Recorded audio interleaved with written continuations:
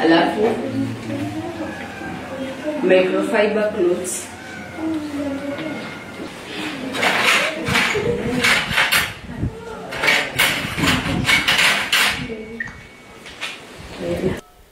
Nilikuwa napitia physical assault like kupigwa, kunyimwa haki, kutoangaliwa kwa mtoto.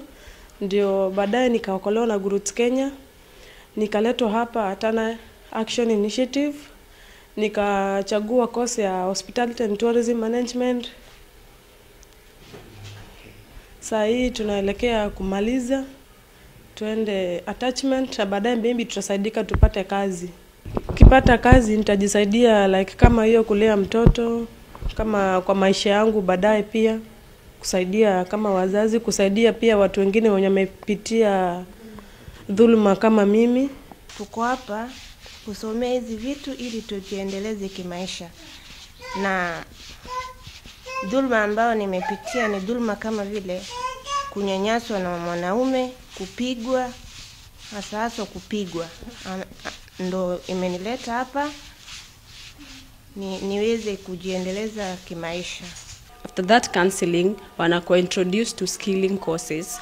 Kama hapa matrainer wa Hospitality and Tourism Management, kuna wengine wanapika kwa tailoring, wengine wanaenda kwa beauty and therapy.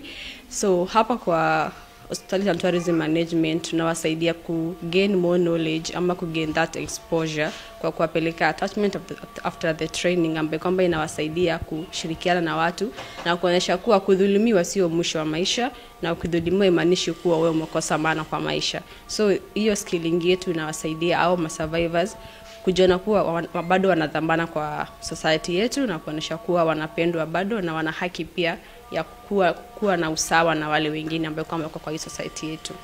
Huku kesi za GBV ni mingi zaidi. Kwa mwezi hata tunaweza pata zaidi ya 50. Maana yake kila kukicha zaidi ya wasichana ama wamama 20 wanajitokeza wakisema kwamba wanadhulumiwa. Mara mingi wengi wanakimbilia police station na kwa chief, na those stakeholders police na chief wanakuwa wana direct kwa stakeholders wenye wanashughulikia hili wakuje wawapatie safe center ama safe place kama hizi, ili wengine pia wakitafutiwa haki yao kupitia mkono wa sheria na vitu zingine. So kesi za dhulma ya kijinsia ni mingi zaidi hasa katika eneo letu la Bura constituency. Manake kuna kuanzia mambo na ukeketaji, mambo na dhulma ya kijinsia. Mwanaume anaona kwamba mwanamke anafaa tu kukaa nyumbani, hana uhuru wa kuongea. Akikuja kosa kidogo tu mtu anapigwa mangumi, anafanywa nini, na wengine hata wameneglect, wameachia kazi wa mama. Watoto wanahangaika na mama, hakuna kitu kuangalia wa mama, na wakikuja pia ni violence.